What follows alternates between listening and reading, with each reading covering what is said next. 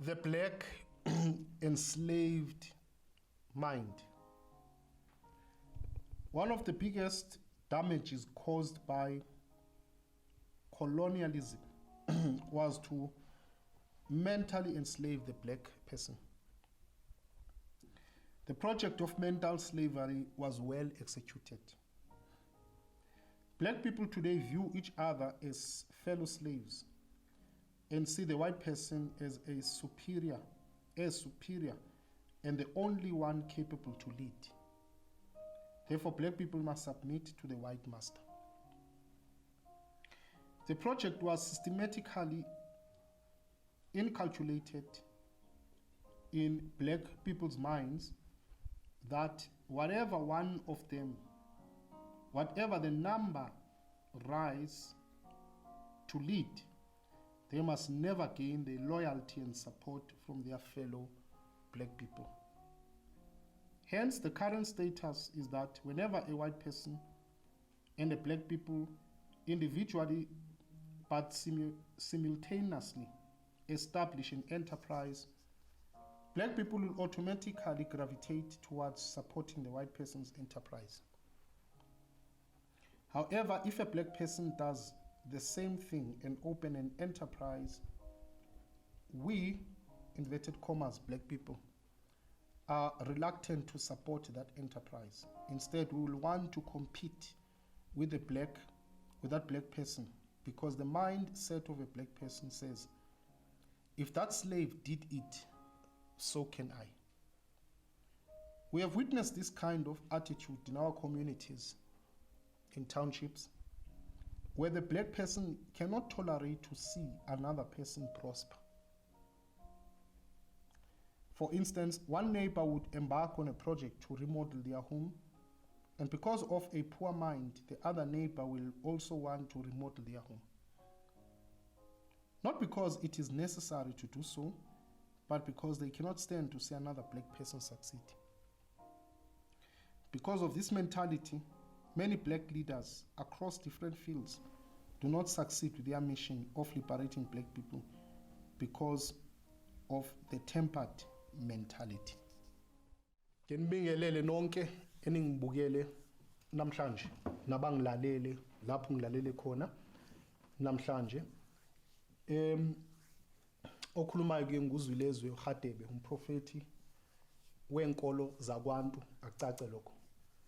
Ngifundisa izwe ngobizo lami to restore the nation, because ireligion yesizwe ngigcwalisele ke mina ke spirituality ngoba kula ngikhona kahle kahle, not kakhulu enkolweni. The spirituality that is practiced ngesizwe is what gives a foundation kuleso sizwe, gives foundation to the nation. So Jews follow Judaism. Islam is followed by Arabs. In Taiwan, Arabs, Arab alandela inkolo yabo called Islam. Inkolo yabo Islam. Ona ngama Islam. Inkolo yabo sorry ngama Muslim. Muslim ngumuntu practice Islam. So uhlanga is Arabs, but umuntu Arab or anybody else olandela inkolo bambiza Muslim, ulandela inkolo yabo kuthiwa Islam. Nathi ke as Africans, nawe lizwe igama, Africans follow African religion. Ngifuna ukudwela on that point and talk about the academic religion, which is Western, versus ubizo under African religion, African spirituality. And so uma sibheka i-Western religions, izona ezi made up too much of scholars. They are scholars because it's called an academic religion. Inkolo yahlanganiswa by scholars. Yikho lokho simangala makunabantu abasabambelele kwiimfundiso zase crash eSunday school. where a Sunday school were taught that the Bible is a word of God. Masikula, we pictured the Bible iwa, and actually in the BCP image was the story of Moses and the 10 Commandments, a film where Moses sent abeni kuwa amache ezandleni zakhe ayawa, and we thought that was then the Bible, yayiwa iBhayibhile. But actually those tablets, according to the story, it was not the Bible. Imithetho elishumi, the 10 Commandments. Anyway, so we thought that's the Bible because we were taught word of God, word of God, word of God, iphuma kuNkulunkulu. Then story change slightly. No, ayibhalwanga wuye, but ibhalwa abaprofeti. Abapha abaprofeti. Ibapha abaprofeti, because abaprofeti beBhayibhile abaprofeti bakwaJuda, and laba profeti abakho throughout the Bible. There are many things ezibhalwe eBhayibhelini, and akho abaprofeti aba involved.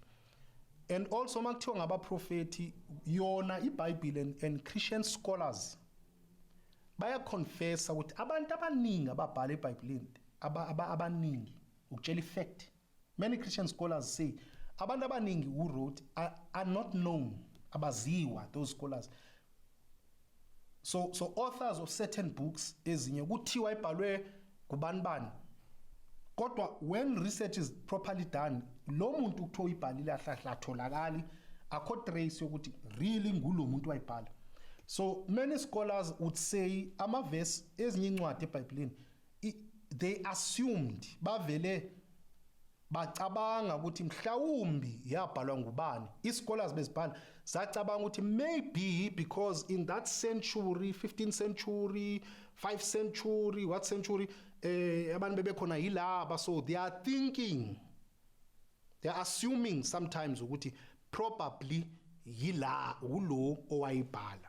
We need to understand that it is a fact, mlalelo wami, yokuthi the Western religions, religions ezi-academic, zibhalwe zi-scholars. That kulangi yakhona. Le notion yokuthi uNkulunkulu wabhala incwadi wenzani ini, phefumuleni ini. Cha, leyo ngifuna ukukutshela namhlanje mntaka baba ungangizonda, but iqiniso. And ufungalamkeli ngami, isikhathi masesihamba ufuna iqiniso uzolithola. Western religions are academic religions. Zinkolo ezenziwe ngabantu, and they were written by scholars. Christianity scholars, Islam scholars.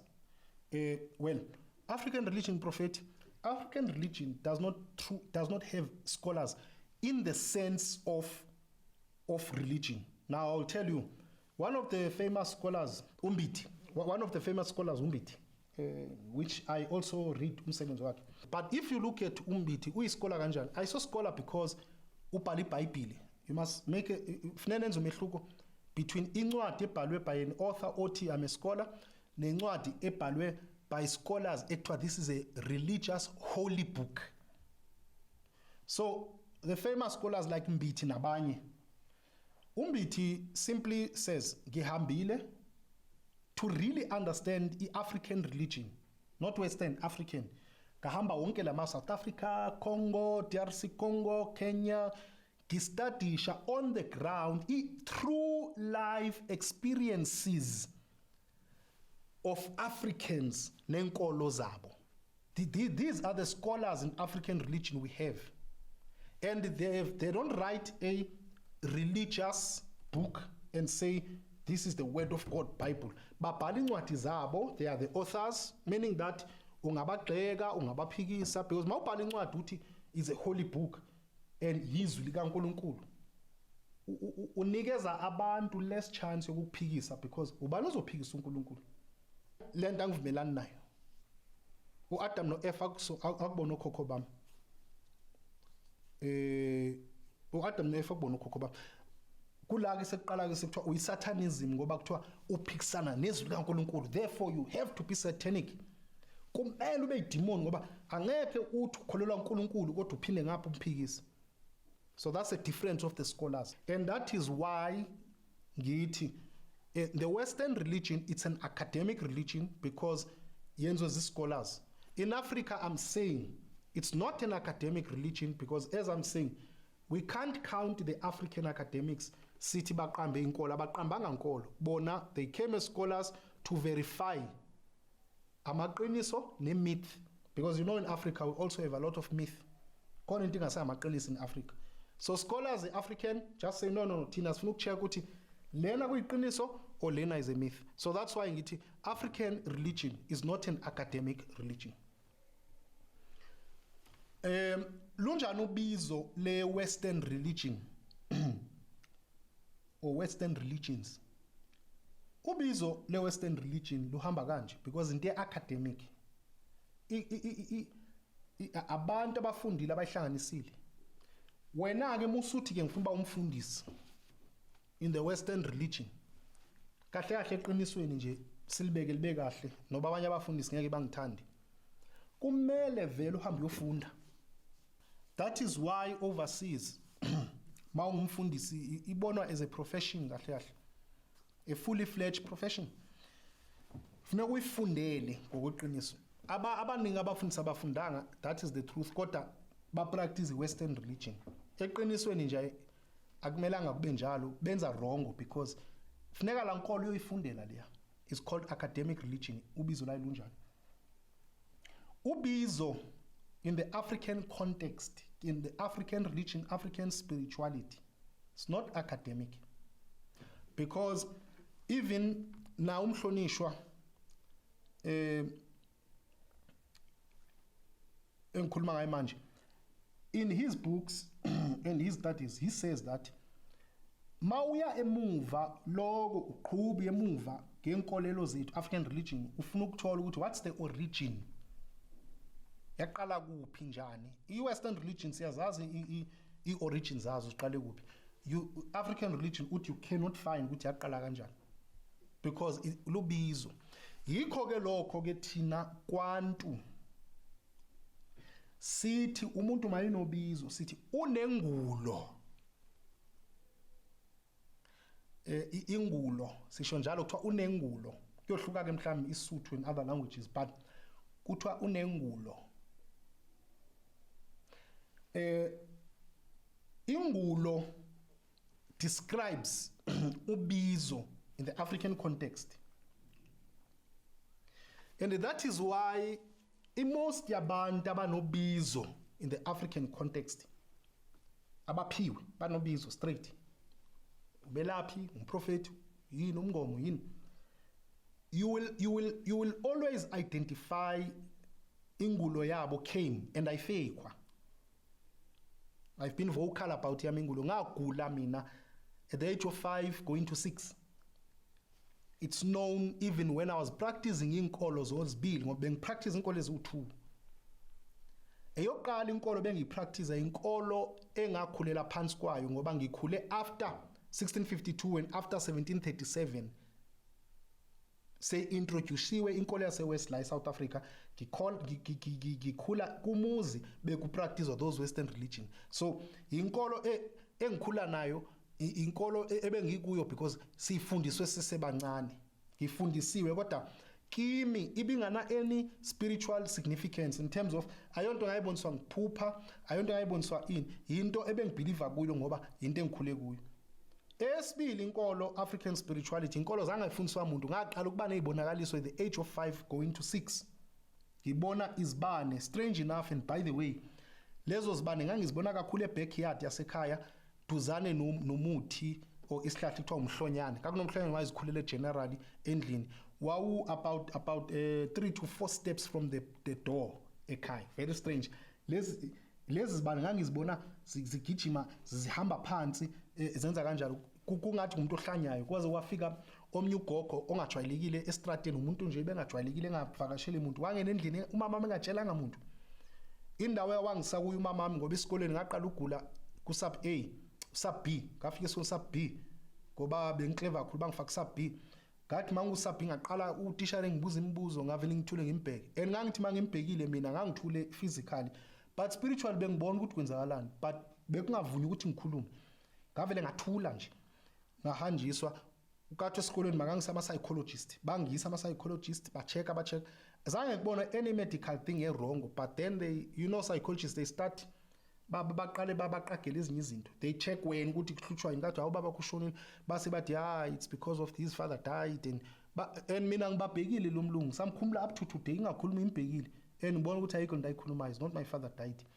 So ukusuka lapho ke kwafika lo gogo lo wafika endlini lo gogo lo umama besine gate endlini ubumemeza ungaphandle ubungangena endlini wameme wangena lo gogo umama was so surprised ukuthi lo gogo lo ungajwayelanga ufunani wangena lo gogo wahlala endlini wachaza yonke into enzeke endlini umama engamchazelanga lutho umama akusingumuntu ebekhipha into zasendlini estradini wathi lo mfana lo uyagula bese esikolweni kwenzeka kanje and uvale kumlomo akakhulumi pa unje and ubona so umama wamangala wathi lo gogo kumama makazi necamphor nesibane esimhlophe walayita isibane esimhlophe lo gogo wathatha icamphor lento ingathi ice mint yakudala wayifaka la ikhandeni lami wakhuluma ke lo gogo wayengakhuleki wakhuluma izinto ini singamumzo waqeda lapho lo gogo wathi ephuma ngomnyango kangisengikhuluma ngomlomo wami ngimncane angikhuluma ngomlomo wami ngiyumntwana ngidlala ngiright ngibonakala ingolo yami leyo mina Radebe ngiphethe zo2 inkolo ngangiyikhuluma akusinto engiyiqambe 2000 and what makuvula irevelation akusini ngiyiqamba izolo ngoba ngiyikopile ngiyibona ingulo kudala ngayichaza ngisapractice even ngiyinkolo zothu ne-western religion ngangihlale ngiyisho lento ngikuyo inkonzo yabelungu abangaziyo bayangazi ngangikuyo kodwa ngichaza mina yami ingulo ukuthi ngaba nesimo esinje yilento ekuthiwa ingulo ke mawuzoyilandela ke ingulo ulandele bonke abantu abanengulo baprofeti abantu abanesipho kwantu uzobabona ukuthi banengulo yabafikela.